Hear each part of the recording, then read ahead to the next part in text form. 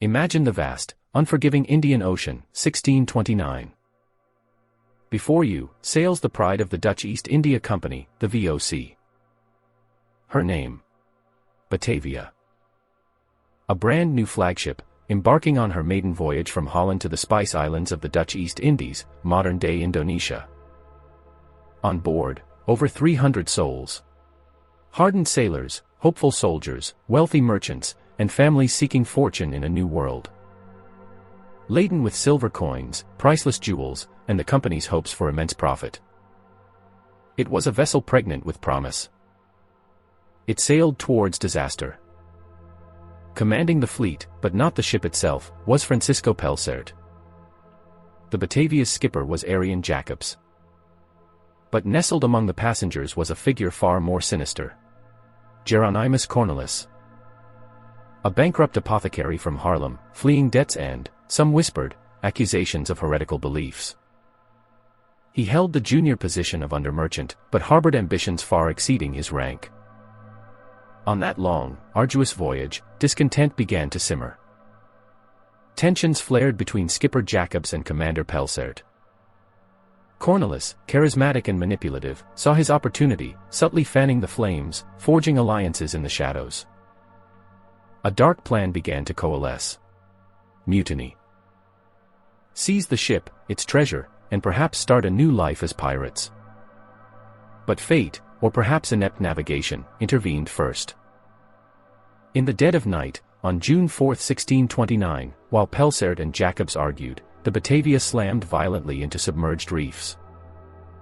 Morning Reef, part of the Houtman-Abrolhos Islands, off the desolate coast of Western Australia. The ship, mortally wounded, began to break apart. Chaos erupted. Amidst the screaming wind and crashing waves, a desperate evacuation began. Around 280 survivors, including women and children, made it to a nearby cluster of barren, waterless coral islands. The treasure was salvaged, but hope was scarce. Commander Pelsaert, along with skipper Jacobs and a select group of officers and crew, made a fateful decision. Taking the ship's longboat, they embarked on an astonishing open-boat journey, sailing over 1,500 miles north to the city of Batavia, modern Jakarta, to seek rescue. It was an incredible feat of seamanship. But it left the remaining survivors stranded, leaderless, and vulnerable. Vulnerable to Jeronimus Cornelisz. With Pelsaert gone, Cornelisz seized control. His charm turned to tyranny. He gathered a core group of loyal mutineers, feeding them promises of power and pleasure once rescue arrived, or if they managed to capture the rescue ship. But first, they needed to consolidate power and reduce the number of mouths to feed.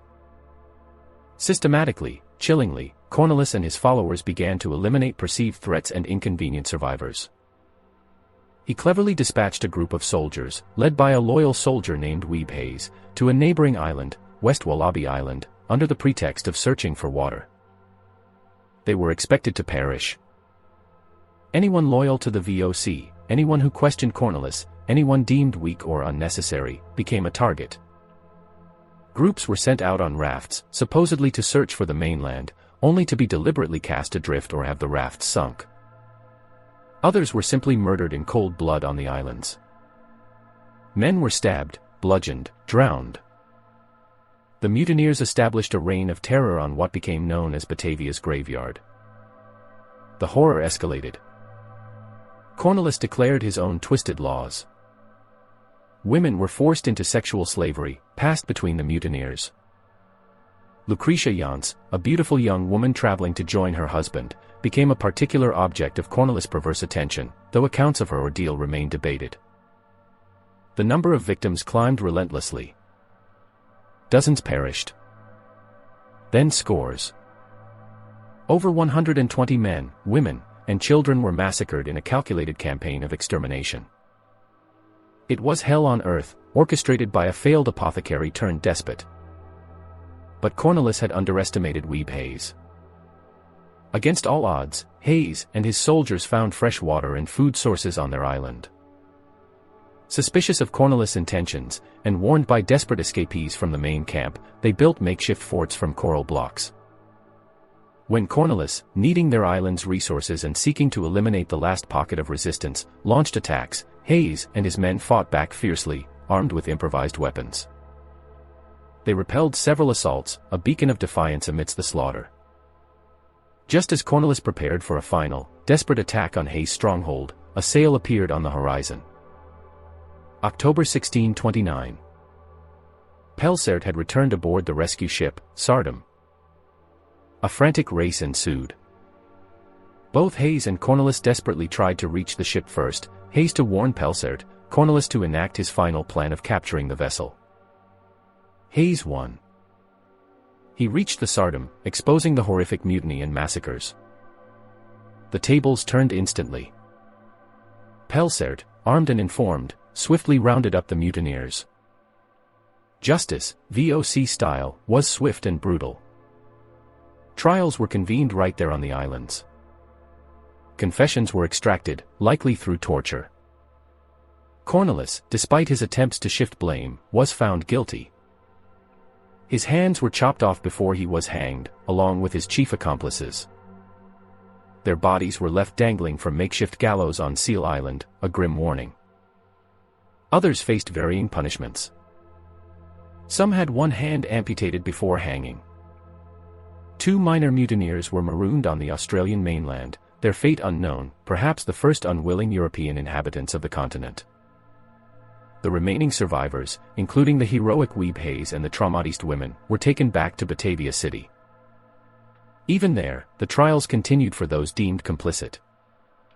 Skipper Jacobs, though not directly involved in the massacre, was likely tortured and executed for negligence and suspected involvement in the initial mutiny plot. Pelsert himself faced criticism for his handling of the situation. The wreck of the Batavia, the ensuing mutiny, and the horrific massacres stand as one of the darkest chapters in maritime history.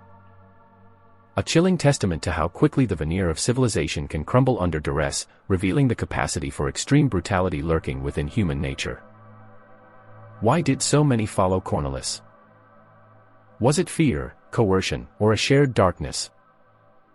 What truly motivated the apothecary beyond greed?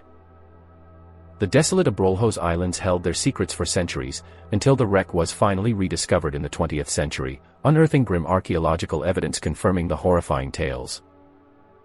The Batavia saga remains a haunting reminder of survival, betrayal, and the terrifying depths of human depravity on an isolated shore, far from the eyes of the world.